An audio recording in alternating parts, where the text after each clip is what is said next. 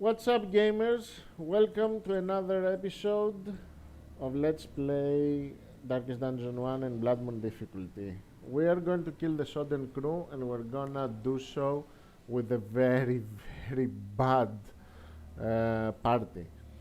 If you watched the previous video, we fought a Shambler. The Shambler completely destroyed us. I mean, we survived, but the Leper and the Vestal are crazy. And I played the rest of the dungeon and I managed to reach the boss here with a bit of difficulty, but the jester did a lot of work. I managed to reduce the stress of almost everyone a little bit. The problem is that the Sodden crew gives us stress. It's a boss that gives stress. Usually it's not a problem because you reach it with low stress, right? But now that the Shambler raised our stress, we're gonna have difficulties. We have to rely a little bit on good RNG. Nevertheless, I believe we can do it. Let's see. We're going to leave the shield breaker in the front position because this boss gives most of the stress in the front position in rank 1. Usually I would leave the leper there, but he's very, very stressed, so I don't want him to reach 200 and have a heart attack. So the shield breaker will absorb the stress with the help of the jester. Now, why did I bring this particular comp? I will explain it when we start the fight, actually. Let's check the trinkets. The Shieldbreaker has a tanking trinket because she needs it. She has very low hit points. Like I said, this is not one of my favorite classes. In fact, I believe she's a very bad designed class. She needs one tanking trinket and one damage dealing trinket because her damage is also low. She's not a good damage dealer, she's not a good tank, she's not a healer, so why is she here?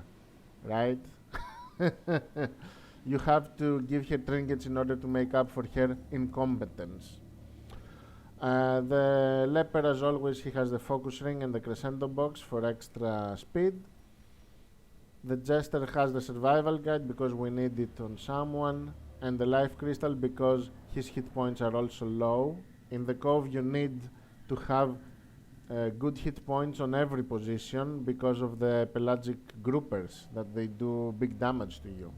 So I always bring a life crystal or a martyr seal on the jester. And the Vestal now has 2 healing trinkets. Finally we got the second healing trinket from that particular Shambler. Let's start the fight, shall we? The boss is unholy, and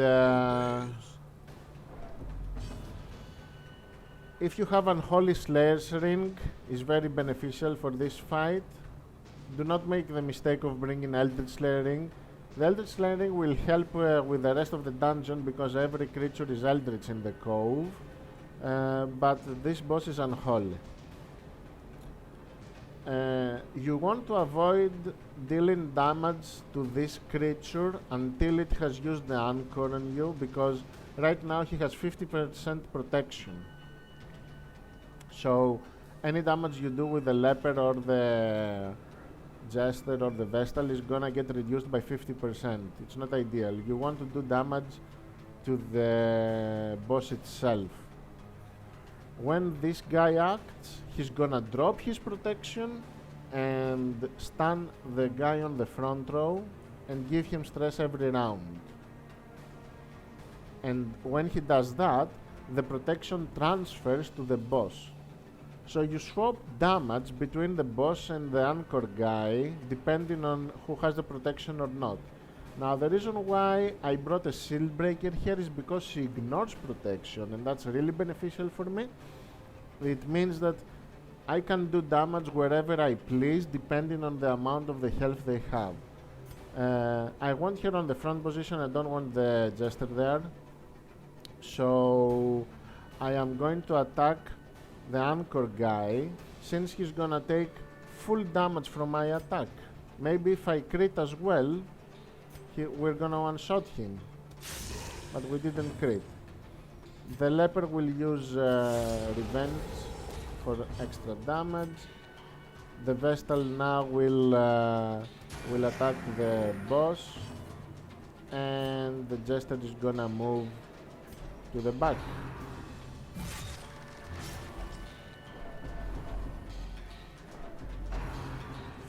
There it is.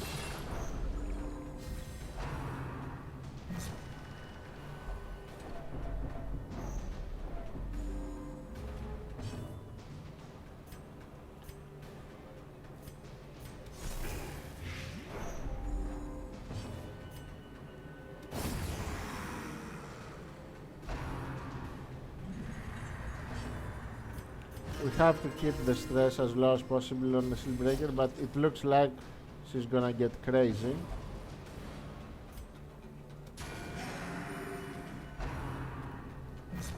Nice dodge. Oh, that's nasty. We have to move the Steelbreaker in front and reduce her stress. A brilliant confluence of skill and purpose.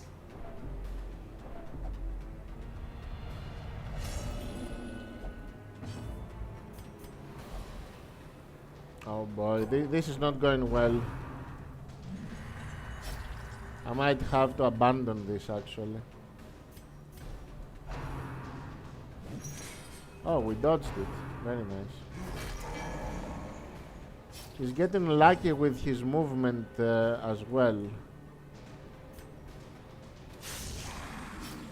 I'm not getting resists at all.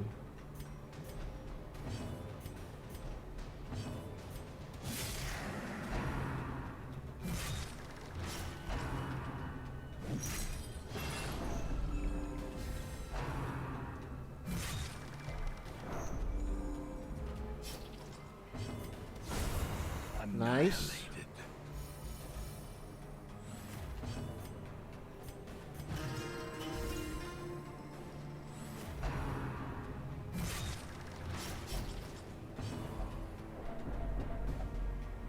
That's the fourth crazy dude. We have to kill this boss soon, otherwise they're gonna have heart attacks.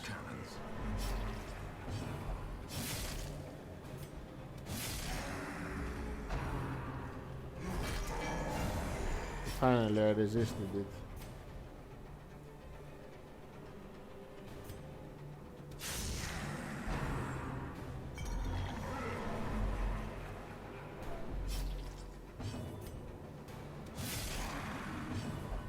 We're close. I'll get in there.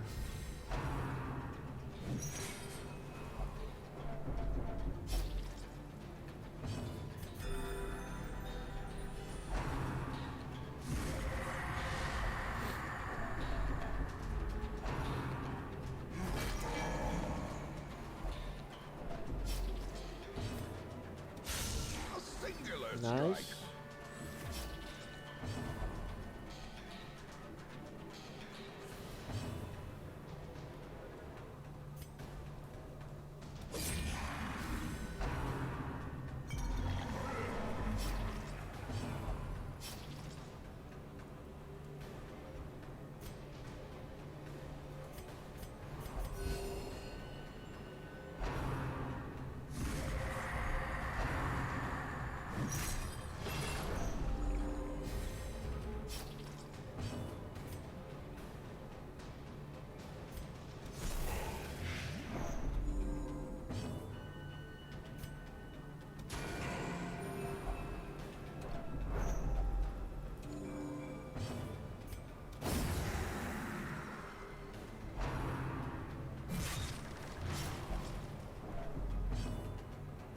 Oh boy.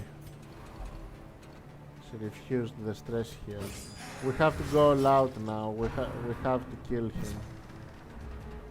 We're borderline of wiping here. Borderline. Inspiration. We did it. Oof. Now, this boss is not particularly. Oh, I got an achievement. I got an achievement. Probably because I had for crazy people and I defeated the boss. Yeah, this boss is not particularly hard. It was only hard right now because of the sampler. Otherwise, I wouldn't have trouble with it. So yeah, that was it for this episode, people. I'm pretty sure you had fun on this one. It was very, very close to dying. I will see you on the next one. We have one apprentice boss left, the Prophet, and another one, the Crocodile, which both of them will come soon. I will see you then. Have fun in your playthroughs, people.